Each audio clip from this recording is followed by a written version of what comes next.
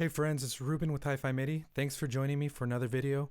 This is how to program electric bass in your DAW, exercise number 6. If you're out there and you're hearing me, if you can hear me well, please say hi. I want to say hi back to you.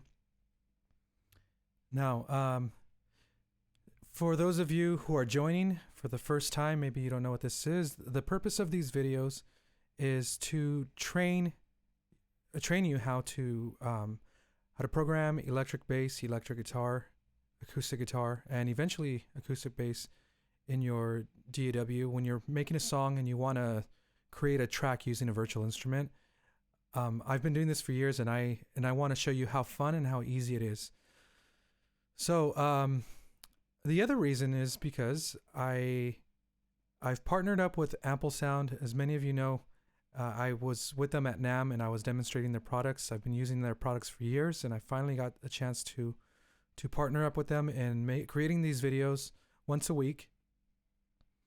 And so I'm also meeting that commitment, but this is almost like a dream come true type of work for me. So hi Doug, it's nice to see you. And hi Eric.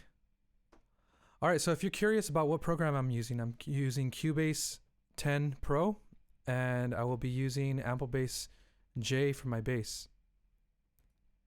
And then for organ, and then I'm using B3 organ. This is from Acoustic Samples, called a B5 actually.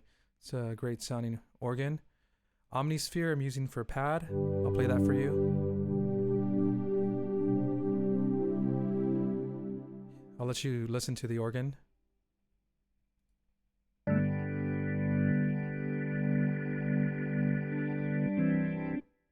And then I'm using Keyscape for piano. This is a Yamaha C7.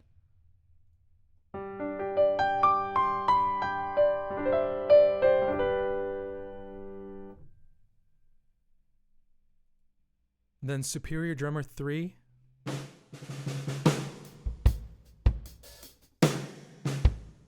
And then Ample Guitar Taylor. I believe this is the neck pickup. Yep.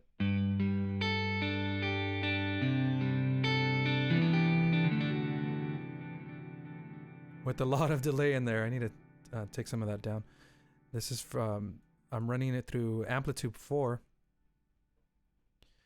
And then, so yeah, that's my setup. I'm going to play this song for you that I created. It's very simple. It's a sort of like a ballad type song. And then I'm going to tell you what I'm going to teach you to do. So here goes.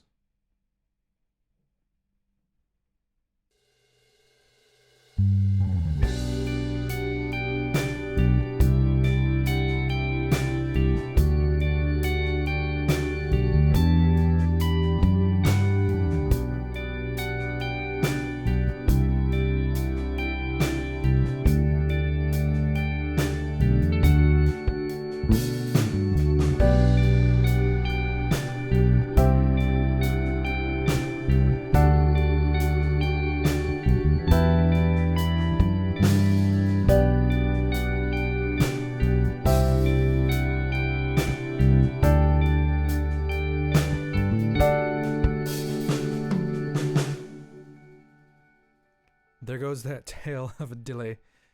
So anyway, hope you enjoyed that. All right, so I'm focusing on bass today. And there are 3 ways, and I've mentioned this before, 3 ways to get your bass track laid down. Your virtual bass track, I should say. The first one is playing it, which is fun for me. I'm a keyboardist. And Ample Bass J sounds amazing. All these little effects I can hear, they release samples.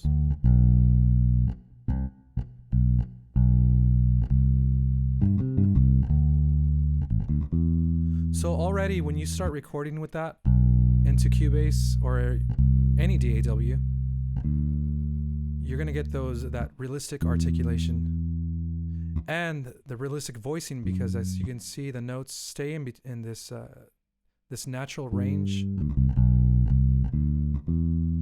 But if you heard at the very beginning, I have a little slide down.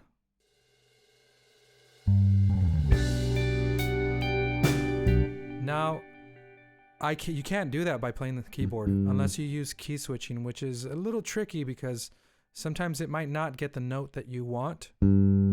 So even sliding down won't work. So that's unrealistic. So one of the ways is by going to that first note and then using the legato slide button.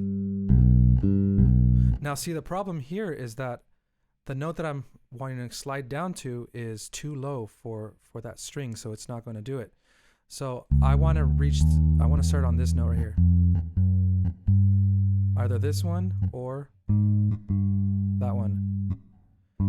The problem is that depending on where this capo is, you're going to start at different points or on different strings. So it might not be the one that you want. And in this case, it's not really working for. See, and that doesn't sound too good. So if you were trying to play it, you're going to have a really tough time. Now, the other option is to program it within Cubase. And I'm going to take a second to look at the comments. Yes, this is a J bass, Marcel. And Doug, yeah, this is a telly. You probably saw when I opened it later on. So the other way is within your DAW, and in this case, the Cubase MIDI editor. Oops, let me go into here. You can manually input the notes. So here's the first one. The problem with that is that even then, it's not necessarily going to choose that same string. So for example, right now it's playing the open string, and I don't want that. Now on Ample Bass J, you can specify which string you want to choose by, I think it's up here, and you'll see these, you'll see the bridge light up on which string. Let's see. There you go. So right now I'm pressing, I think it's G, either G7 or G8. Then F sharp, an F, and then E. So you can specify which string you want it to use. And then slide down to the next note. And this is a great way to do it. So it's very detailed, very specific. However, in this case, for this song, I don't think it's the best way. I don't think it's the most efficient way. The most efficient way is through Riffer, and Riffer is not perfect for every single application, but in this case, I want to show you why it's great. So in Riffer, you have your 4 strings, and some of you have seen this before. I wanted to specify that I want that G on that E string, that high G on the E string. So the way we do that is by, well, first of all, we have to set up our time signature, which is 3/4, quantized to 16th notes. I'm not really playing anything quick. And then sync it to the host. And then I want about 4 measures, so you can click how many measures you want here. Let me get rid of that. So on the 3rd beat, 1, 2, that's when I want my slide to begin. All right. So I'm going to, you can click the note and then select the pitch up here. If you're not sure, you can slide it up by clicking and dragging up. There it is. Now I want it to land on this E. Or sorry, it was a B. G to B. So in its default state, sustained and no legato, this is how it sounds. Okay, so let me make that long.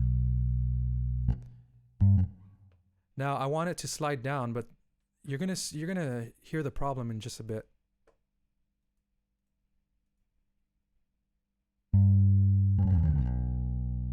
So we have a really long slide, and it gets to that B later than the first beat. So let me see if I can put the metronome on.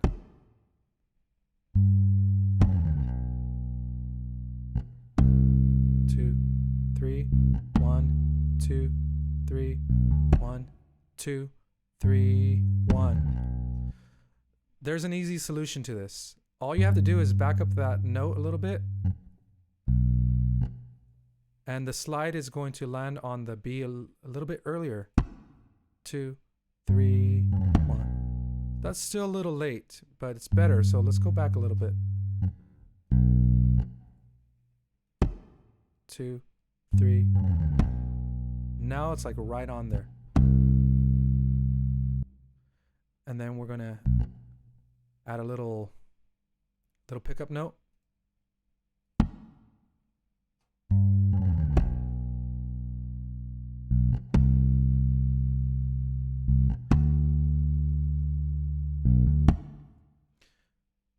And as said in previous videos, if you like that, if you like what you hear, oops, let me see. All you need to do is drag that MIDI file into your DAW. Let me see.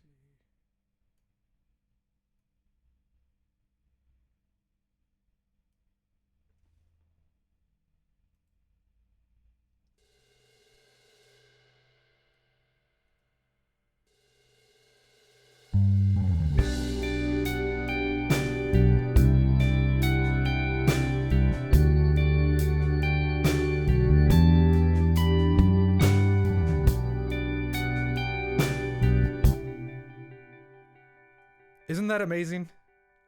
Sorry, I get excited about that because this is one of the things that one of the sounds that separates a real bass from older virtual bass instruments. It's what kind of made it sound fake, is the fact that you can't have these realistic slides.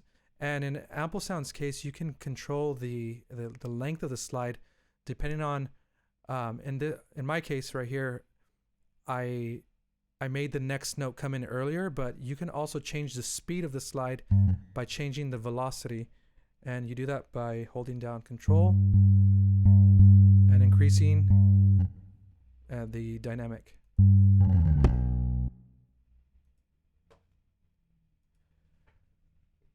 So I'm gonna take a second to read some of the comments. Please save this vid. I gotta go, but I liked it. Rock on, Ruben. I have to run. I'll watch later.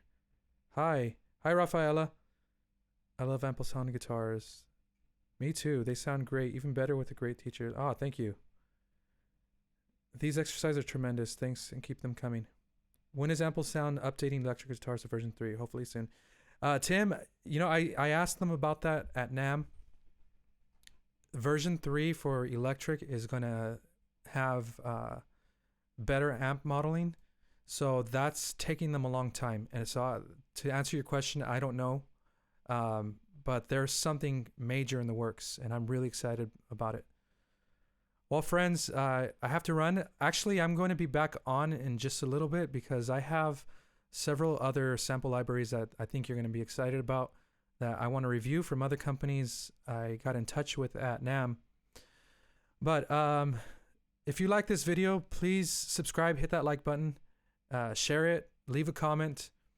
And if you feel inclined to do so, you could leave a tip or a donation in the PayPal link or Venmo. I take both, and I would greatly appreciate it. It keeps this content going. Friends, I'll see you next time. I really appreciate you.